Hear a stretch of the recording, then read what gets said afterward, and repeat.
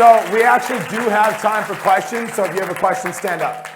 If there's a question, Stand up. stand up. Don't be shy. There we go. Back there. She can just say it and then we can repeat it, Maria. Oh, okay. Go ahead.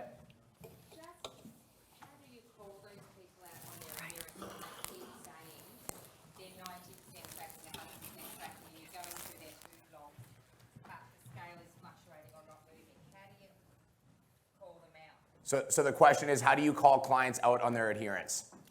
Yeah, so I have one tactic when they've been saying like, yeah, I've been like 100% on my 1,400 calories. I've not missed a beat. I don't know what's happening. What you do is you say, I want you tomorrow to send me photos of every single thing that you eat in that day. And then watch what happens to their weight the day after. Because quite often they say, okay, they take all their photos and they drop 1.5 kilos the next way, and it's like, okay, so what you're telling me you're eating is probably not really lining up. And then sometimes getting a photo food log from them, sometimes you can just notice real big blunders that they're making. You know, like maybe they've reported some lean sirloin steak in their MyFitnessPal or they're tracking out, and you can see they've got like a 2.5 cm strip of fat on that steak that they're eating. Stuff like that, like, okay, like there's just 20 grams of fat that was unaccounted for in that meal that we didn't know about. Or maybe you see them loading sauces on their meals and that wasn't being tracked. Or maybe the social eating is being a problem, and like they've gone out and had some cafe restaurant feed, and they've just logged it with like 3 ingredients of like grilled chicken, salad with no oil and things like that. You know,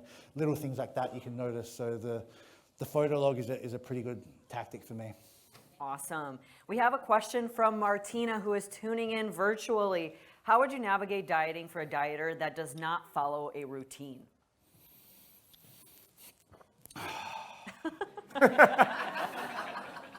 That's like saying, how do you manage training for someone that doesn't want to train? Right, exactly. You stumped him, Martina. I mean, I am a little bit stumped by that question. I'm going to put myself, like, I put my coaching hat on and say that, okay, this person has come to me wanting to get my advice in regards to improving their physique in some way through management of their nutrition.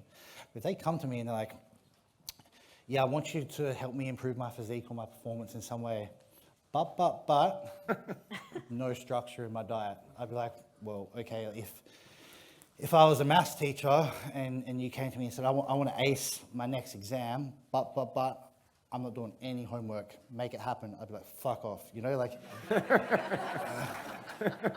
there needs to be an element of homework with your dieting if you have any hope of actually getting somewhere with it. So I think the person in question would probably just need a 20-minute chat with their coach to give them a little bit of a reality check and a recalibration of what's realistic with their expected effort that they're willing to put in. Right. And we also have one more question from virtual, and then we'll come back to our live audience from Alice. I would love to know Jackson's approach with clients who have a history of restrictive all or nothing dieting. Do you ever find the use of flexible dieting to help them get through the good and bad food mentality with the positive benefits of using flexible dieting? Yeah, so I'll just generally start them off small. So like I have a client that just springs to mind now, and we were running a contest prep, and she had a pretty significant injury with a car crash, and we were 10 weeks deep into prep. And with prep, you're not running super flexible, at least if I'm steering the ship. Like you're running pretty rigid to make sure that as many variables are controlled as possible. So she was well and truly in the habits of quite a rigid approach and an all-in type approach to eating. And then we've had the injury, and then show dates have obviously been now pushed back. Yeah. And I'm not going to say we're running rigid all the way through, but I'm also not going to say, okay, just hit your macros now, because like that's going to cause mayhem, like absolute mayhem and a significant stress on the athlete. So what I'm doing is I'm saying, okay, meals 1 to 4 we run as normal, but meal 5 I want it flexible. So start them small, where it's not going to cause a massive overhaul to their normal routines.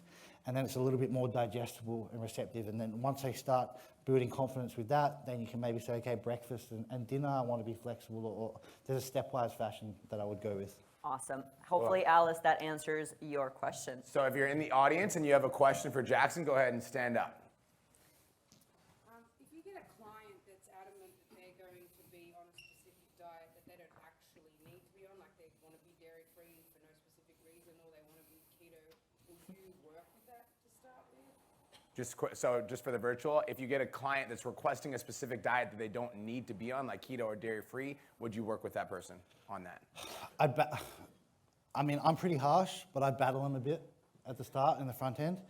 And I'd give them the sort of narrative of like, okay, you've reached out to me to help you get better results than you are currently getting alone. You are clearly unsatisfied with the results you're getting alone. So what is the thought process to then say, I'd like you to help me, but I call the shots. You know, it just makes no fucking sense. So I'd say to them, like, give me a chance to do things how I think are going to be more optimal for you, that can allow you to get better results than you can get by yourself, and then make a judgment call. Like, at least give me a chance to work through that, see if I can get better results for you, and then you decide. All right, everyone, stand the fuck up and make some noise for Jackson if you got value. Let's go! Louder!